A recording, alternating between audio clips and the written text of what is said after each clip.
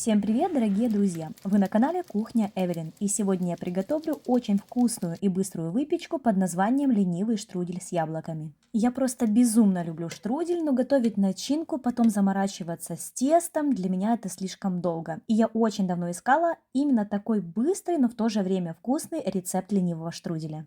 Все, что нам понадобится, это ингредиенты для начинки и тонкий лаваш. Яблоки и груши нарезаем небольшими дольками. По желанию можете удалить и кожуру. Яблок у меня 5 небольших и 2 груши. Вы можете взять просто яблоки, либо просто груши, либо же 50 на 50, как вам больше нравится. Разогреваем сковороду и кладем 50 грамм сливочного масла. Добавляем 2-2,5 столовых ложки сахара и 1 столовую ложку меда.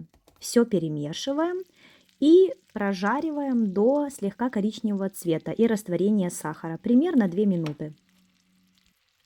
2,5 столовых ложки сахара для меня показалось многовато, и штрудель был приторный, поэтому добавляйте максимум до 2 столовых ложек сахара, идеально 1,5.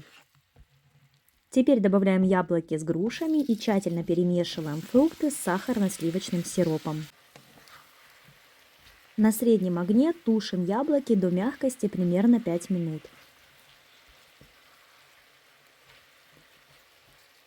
Если у вас яблоки будут более твердые, тогда тушите на пару минут дольше. Прошло 5 минут, теперь добавляю корицу, 1 чайную ложку. И теперь вместе с корицей потушить еще пару минут. Будет вкусно, если добавить в начинку изюм и орешки. Орешки для начинки можно использовать любые. Арахис, либо грецкий, какой вам больше нравится. Арахис я предварительно обжарила, слегка пережарила, не допускайте моих ошибок. И измельчила в крошку. Добавляем в начинку и перемешиваем. Всего у меня 2 небольших тонких лаваша. Берем первый лаваш и половину начинки равномерно распределяем по всей поверхности. Заворачиваем внутрь боковые бортики и аккуратно скручиваем в рулет. Бортики мы заворачиваем для того, чтобы сок с начинки не вытек из штруделя. Пока я здесь заворачиваю лаваш, расскажу еще пару вариантов ленивого штруделя. Вместо лаваша можно использовать любое слоеное тесто или тесто фила, а в качестве начинки можно использовать замороженные ягоды. Только обязательно добавляйте крахмал, чтобы сок не растекался.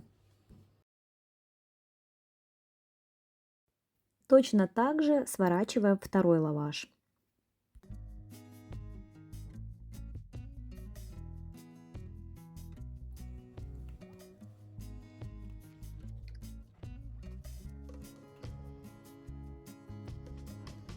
Взбиваем 1 яйцо и смазываем поверхность штруделей.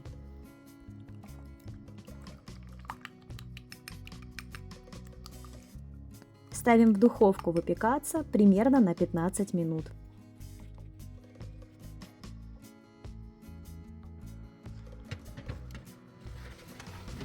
По золотистой корочке можно определить, что они уже готовы. Достаем, и обязательно штруделю нужно дать остыть. У меня уже времени не было, и я решила его попробовать еще горячим. Но когда он горячий, он крошится, поэтому обязательно оставляем его остыть и только потом уже нарезаем. Здесь я его нарезаю, он еще горячий, немного крошится, но тем не менее он уже очень вкусный. А если добавить еще шарик мороженого, это просто получится супер десерт. Вот так будет выглядеть уже холодный штрудель, и он имеет совсем другую текстуру и уже совсем другой вкус. Мне понравился, когда штрудель еще слегка тепленький, тогда у него вкус максимально насыщенный. Никогда бы не подумала, что с обычного лаваша можно приготовить такой вкусный пирог.